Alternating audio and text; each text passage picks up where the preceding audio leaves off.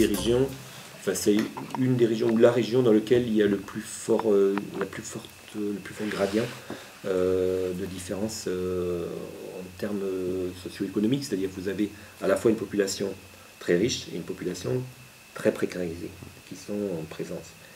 Donc ce qui fait que cette région va cumuler à la fois les usages de gens relativement aisés et les usages de gens très précarisés. Ce qui pourrait expliquer en partie le fait qu'on ait une région dans laquelle le niveau d'usage de cannabis est plus élevé. C'est aussi lié à ça. À la fois sa présence chez des gens favorisés et sa présence chez des gens en grande précarité qui trouvent avec le cannabis une manière d'autothérapie, voilà, de se soulager un peu des difficultés de la vie. Voilà. Au niveau local, sur Marseille, bon, effectivement, on a on est dans une région et dans une ville dans laquelle la pratique de l'usage du cannabis est extrêmement répandue. Enfin, c'est quelque chose qui est connu, qui est repéré par les enquêtes en population.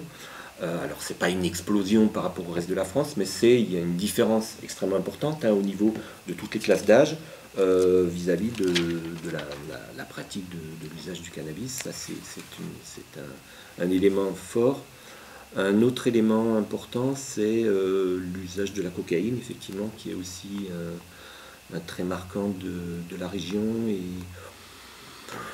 au même titre que d'autres produits, c'est-à-dire que ce n'est pas uniquement la cocaïne, c'est aussi tous les produits stimulants, les produits plutôt liés à la fête, qui sont plus consommés dans cette région qu'ailleurs en France. Là aussi, c'est des différences en termes statistiques, c'est pas une énorme différence, mais enfin c'est une différence significative.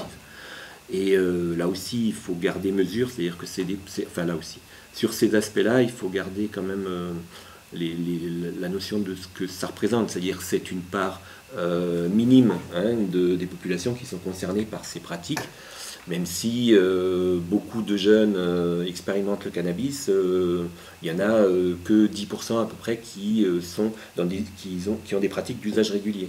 Jeunes, je m'entends de 16-25 ans. Dans cette tranche d'âge-là, vous avez à peu près 10% de cette classe d'âge qui a des pratiques d'usage régulière. Ce qu'on appelle régulier, c'est au moins 10 fois dans le mois. Voilà.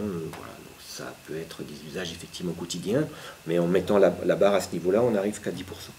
Donc c'est important, c'est pas négligeable, mais c'est pas non plus tout le monde fume et tout le monde s'adonne au pétard sans limite. C'est une partie de population qui effectivement a cette pratique-là, un peu plus que dans le reste de la France, mais effectivement c'est une pratique importante.